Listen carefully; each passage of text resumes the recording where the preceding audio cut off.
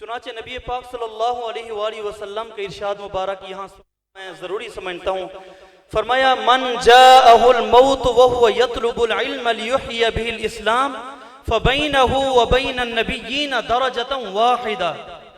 जिस इंसान को इस हाल में मौत आ गई, जिस इंसान को, खुश नसीब इंसान को इल्म हासिल करने के दौरान मौत आ गई, तो इस इंसान का हशर कैसे होगा। चुनाचे नबी पाक सल्लल्लाहु अलैहि वसल्लम फरमाते हैं, जिस शख्स ने इल्म हासिल किया, इस इल्म हासिल करने के दौरान मौत ने उसको पकड़ लिया, मौत ने उसको अपनी गिरफ्त में ले लिया, मौत उस पर वाक़ई हो गई, तो वो क्या होगा, सीधा जन्नत में जाएगा। सीधा कहाँ जाएगा? जन्नत में जाएगा। क्यों? आप यूं समझें कि आप अल्लाह के घर मेहमान आके बैठे हैं।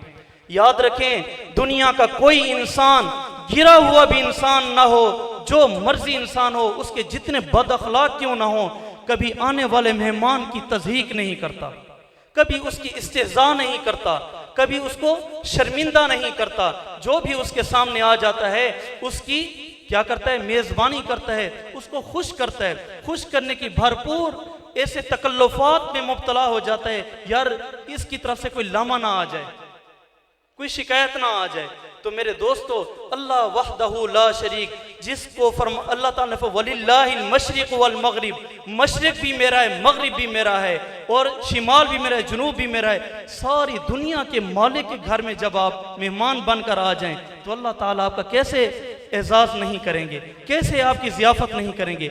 जो खुश नसीब तालिब हैं, इस रूए ज़मीन के ऊपर सबसे प्यारे, सबसे बरगुज़ीदा, सबसे बेहतरीन शख्सियत जो हैं वो तालिब इल्म हैं। क्यों? वो अल्लाह रब्बुल आलमीन के घर में आए हुए हैं, अल्लाह के मेहमान आए हुए हैं। ज़ाहिर है, जिसका मेहमान आ जाए उसको मेज़बान किसी वजह से रुसवा नहीं करता, अल्लाह उसकी ज़रूर हिफाजत फरमाते हैं। तो मेरे दोस्तों, मैं आपसे अर्ज़ कर रहा था, हुज़ूर सल्लल्लाहु अलैहि वसल्लम ने फरमाया, जिस शख्स को इस हाल में मौत आ जाए कि वो इल्म हासिल कर रहा था, उसके दरमियान और अंबिया के दरमियान एक दर्जे का फासला होगा। समझे, एक मंजिल ऊपर अंबिया होंगे, नीचे वो खुश नसीब इंसान होगा जिसको इल्म हासिल करने के दौरान मौत आ गई। तो मेरे भाइयों, हम अपनी औलाद को इल्म हासिल करने के लिए ज़रूर वक्त कर रहे हैं। मैं उलूम असरी का मुखालिफ नहीं हूँ, उलूम असरी के बारे में यूँ नहीं कह रहा कि उलूम असरी से बिल्कुल उनको ना आशना छोड़ें, ऐसी बात नहीं कर रहा। उलूम असरिया भी ज़रूर सिखाएं, उलूम दीनिया भी उनको ज़रूर सिखाएं। उलूम दीनिया के मराकिज़ ये हैं जिसकी तरफ से तमाम लोग इनको बंद करने के चक्कर में हैं कि इल्म ख़त्म हो जाए, दीन ख़त्म हो जाए। ऐसा नहीं हो सकता। मेरे दोस्तों, अपनी औलाद को दीन सिखाएं, दीन सिखाएंगे उनसे खुशबू महकेगी।